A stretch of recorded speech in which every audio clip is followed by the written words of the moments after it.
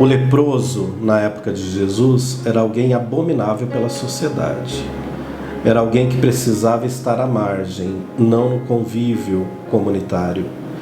Um leproso se aproxima de Jesus, ele tem essa coragem.